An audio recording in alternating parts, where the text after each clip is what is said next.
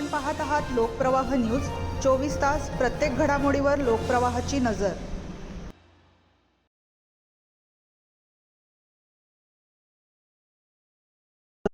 वाढत्या महागाईचा फटका आता नाशिक शहरातील सलून व्यवसायालाही बसला आहे। कॉस्मेटिक साहित्य, ब्लेड तसेच सलूनमध्ये वापरल्या जाणाऱ्या इतर आवश्यक वस्तूंच्या किमती वाढल्याने आणि वीज बिलाचा खर्च वाढल्याने सलून चालकांवरील आर्थिक भार वाढला आहे।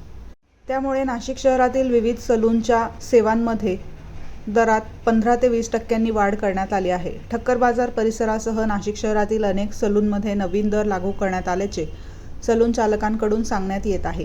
सलूनमध्ये वापरल्या जाणाऱ्या शॅम्पू, क्रीम, हेअर कलर, शेविंगसाठी लागणारे साहित्य, ब्लेड तसेच इतर कॉस्मेटिक वस्तूंच्या किमतीमध्ये वाढ झाली आहे।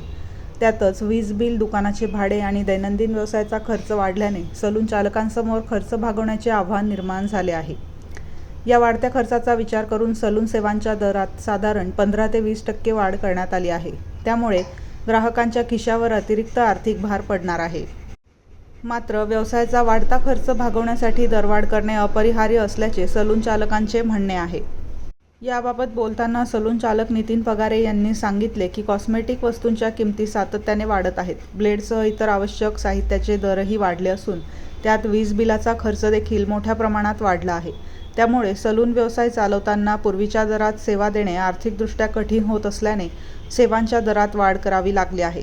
दरम्यान सलून सेवांच्या दरवाढीमुळे नियमित ग्राहकांच्या मासिक खर्चातही वाढ होणार असून महागाईचा परिणाम दैनंदिन जीवनातील छोट्या छोट्या सेवांवरही होत असल्याचे चित्र नाशिकमध्ये पाहायला मिळत आहे। लोकप्रवाह न्यूज 24 ताससाठी ब्युरो चीफ मोहसिन पठाण, नाशिक।